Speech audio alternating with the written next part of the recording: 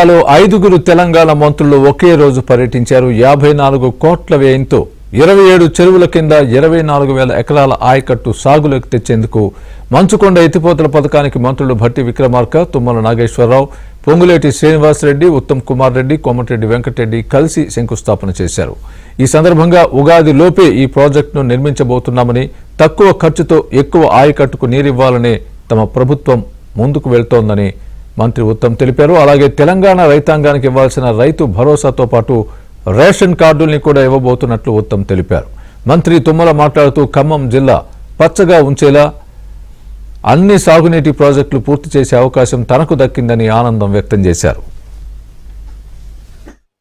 కరువు వచ్చినా, కాటకాలు వచ్చినా, మంచు వచ్చినా, చెడ్డొచ్చినా ఖమ్మం 10 నియోజకవర్గాలు పచ్చగా ఉండాలనేది నా రాజకీయ జీవిత లక్ష్యం అని చెప్పి కూడా మీకు ఈ సందర్భంగా మనం చేస్తున్నాం. నన్ను ఏ పార్టీ పిలిచినా, ఏ నాయకుడు పిలిచినా నాకు అది పూర్తి చేయాలని చెప్పి అడిగాను తప్ప నేను టికెట్ అడగలేదు, మంత్రి పదవి అడగలేదు అని చెప్పి కూడా మీకు ఈ సందర్భంగా మనం చేస్తున్నాం.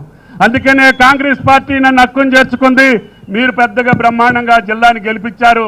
ఆ గెలిపించిన తీరుకి మాకు వచ్చినటువంటి పదవులకి అర్థం ఉండాలి అంటే సీతారామ పూర్తి కావాలి, భద్రాద్రి దేవాలయానికి రైల్వే లైన్ రావాలి, జాతీయ రహదారులన్నీ పూర్తి చేయాలి, కొత్తగూడెం విమానాశ్రయం రావాలి.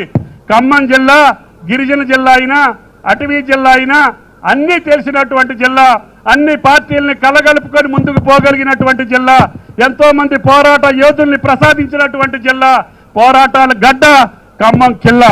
అటువంటి కిల్లాకి ఒక మంచి పేరు తెచ్చేటటువంటి అవకాశం రేవంత్ రెడ్డి గారి నాయకత్వాన మనకు దక్కింది. తప్పనిసరిగా ఖమ్మం జిల్లాకి గోదావరి నదీ జలాలు పెద్ద ఎత్తున తీసుకొచ్చే ప్రయత్నం, సీతారామ లిఫ్ట్ ఇరిగేషన్ ప్రాజెక్టు మేము పూర్తి చేస్తామని చెప్పి కూడా ఈ సభాముఖంగా నేను మనవి చేస్తున్నా.